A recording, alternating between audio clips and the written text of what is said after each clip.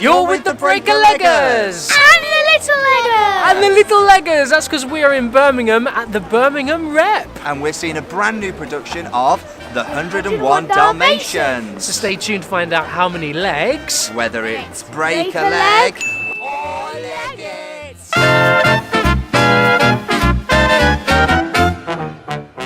Before you go any further, To make sure you've always got your finger on the theatrical pulse. for theatre news, reviews and interviews. Hit subscribe now. So here we are here with the Little Leggers and we're seeing 101 Dalmatians. What do we know about this piece, anyone? Well, it's the Birmingham Rep's festive show this year. It's sort of their answer to Panto.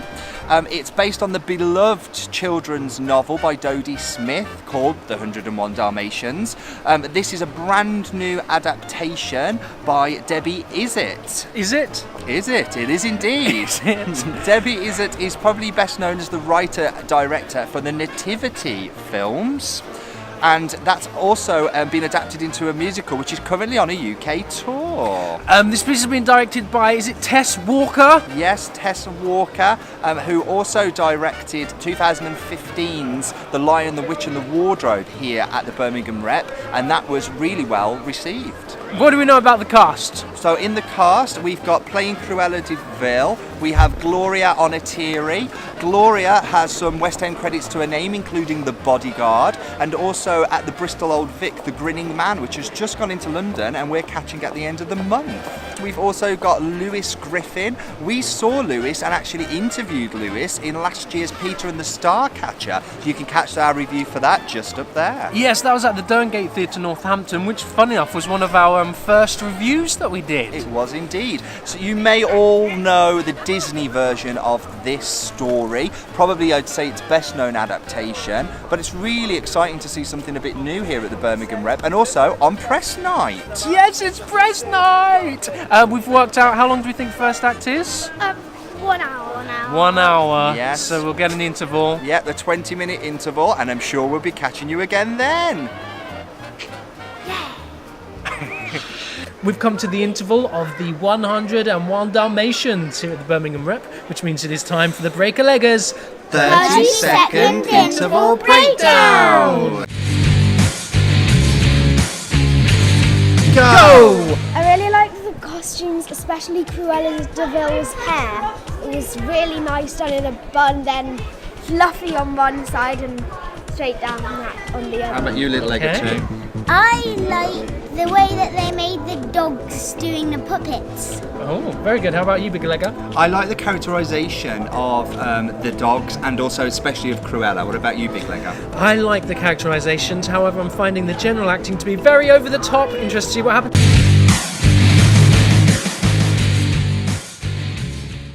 We have come to the end of the 101 Dalmatians here at the Birmingham Rep. So I guess who's going to go first? Should we start with the Little Leggers? Little Legger Lincoln, you have been nominated. What did you think of that? I really liked it. I loved it.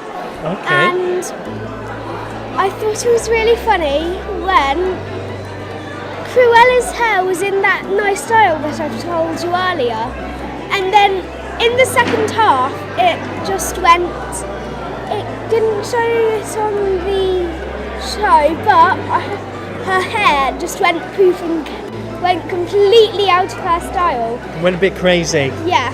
But she got a bit out of control. Yeah, and then also, which I didn't realise until the very end, Mrs. Darling, her hair, well, she hadn't touched her hair since her dinner with Cruella, which was supposed to be like A long time ago. a very long time ago in the show. Very astutely picked up there, you see. Continuity. Yeah. We're saying she didn't do her hair in a very long period of time. How about other Little Legger? What did you like, firstly? I liked Cruella's. I like how Cruella dressed. She wore nice dresses. Then at the end, like Little Legger Lincoln said, she just had weird hair. She just had weird hair. Yeah. And what I didn't really like is that I realised that they had left one of the knives from when they were going to skin the Dalmatian puppies, and that was just lying on the floor pointing towards the audience. So lack of prop control. Lack of prop control, props being left on the floor. Spencer wasn't a fan of that. For me, there was a really lovely performance from, I can't remember her name, Gloria Onitiri as Cruella de Vil. I thought she was a drag queen's dream. Her mannerisms, her embodiment of that character, and the certain class of person that she portrayed herself to be, I thought was lovely. There were some real smart touches of over the top, but yet totally believable as a spoiled brat child that never grew up. I enjoyed that.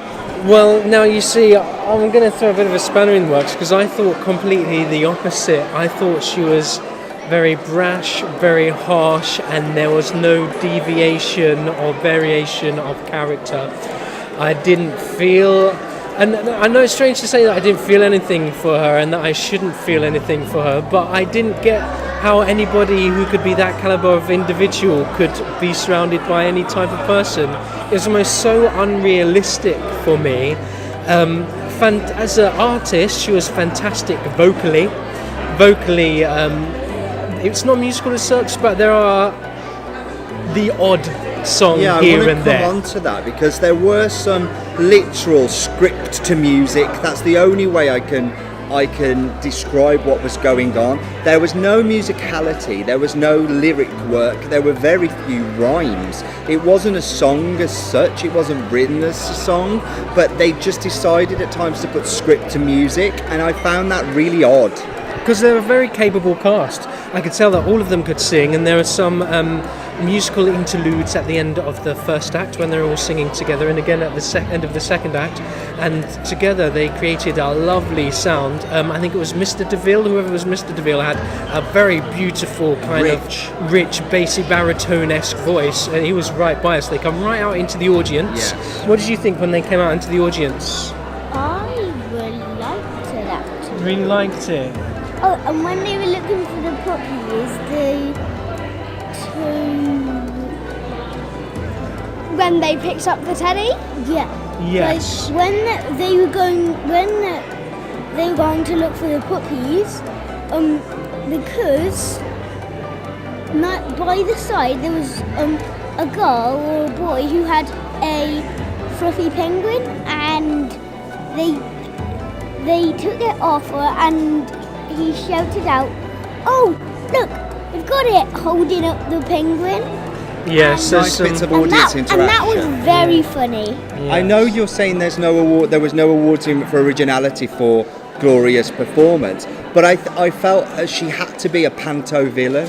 No, you see, because this is the thing. One of the things she says is that she went to RADA and Yes. trained at RADA, which then to me says that there would be a beautiful variety of emotions or playing manipulation, not always playing evil, but almost playing the opposite at times to get her way, playing ever so Play coy the and sweet. ever so sweet. And there was none of that. It was just harsh, horrible, all the time. There's no way that her husband would have stuck by her for that long if she had been continuously this harsh, nasty person. It just I didn't buy into it.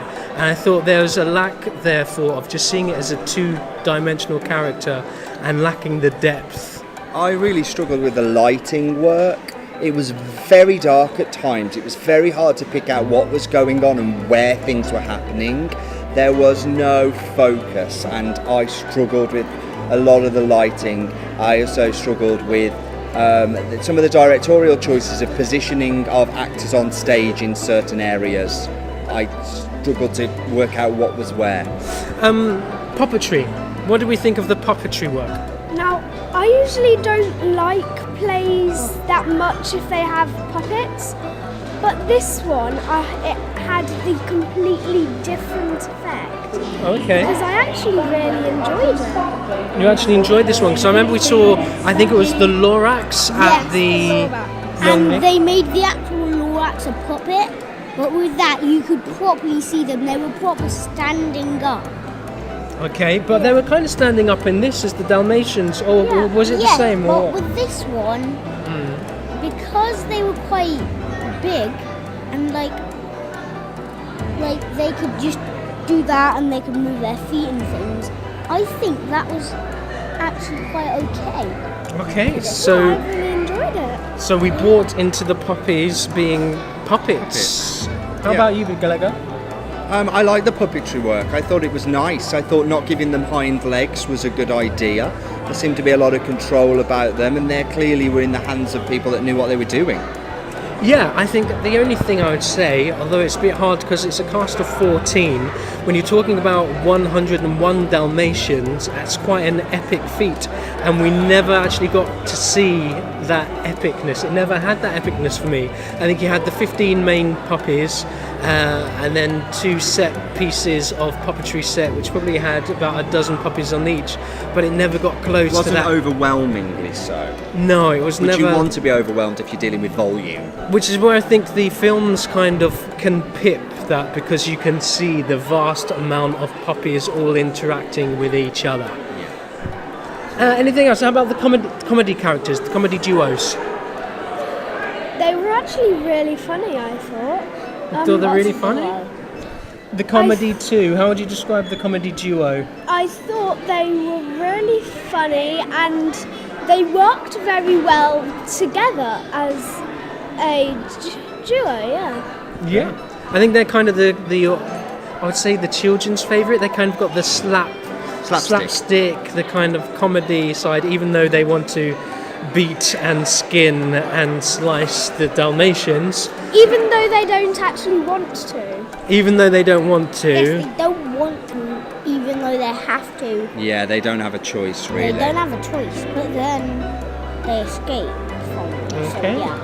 Brilliant. So, that's just some of our thoughts on it. I bet you're wondering how many legs. So we're going to do this a bit differently this time, because as we've got the little leggers, we thought it only fair we see it through the eyes of the little leggers, and that they give you their score and then we will give you our score.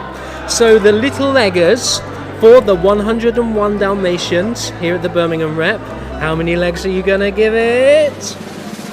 4! 4 legs. Why are you going to give it 4? What did you love? I loved the Everything. costumes, I loved the characterization, I loved the puppets. I thought they were a really nice touch, and just everything was amazing. Wow, it's a high praise indeed. Now we're coming at it from a totally different angle. There's a couple of people that have seen a lot more theatre perhaps. Also, from an adult side, it's a family show, but difference of opinion. So, for the 101 Dalmatians here at the Birmingham Rep, the big leggers are going to give 2. Just 2 legs. I mean, we haven't really touched much on the story, but there were times where I was actually a bit bored and a bit like, oh, come on, what's going on here? It is no Chekhov. I think that's probably going to be one of our sayings. But it's not meant to be. Now, it is a difficult one because you're not pitching this at 2 30-year-old, 25-year-old men. 21-year-old. You know, you're not doing that. And so we're looking at it from a totally different angle. But clearly, if you've children under the age of 13, I would say it's probably worth a visit for them. Yes, which is why I'm very pleased to say that we have the little leggers with us, so you know kind of where this show is pitching itself and who will enjoy it more. That's what we think. Have you seen the show? What do you think? Yeah, please let us know. Like, share. Yeah, leave us a comment. We're the Breaker Leggers and the Little Leggers! and we'll see you again soon. Bye!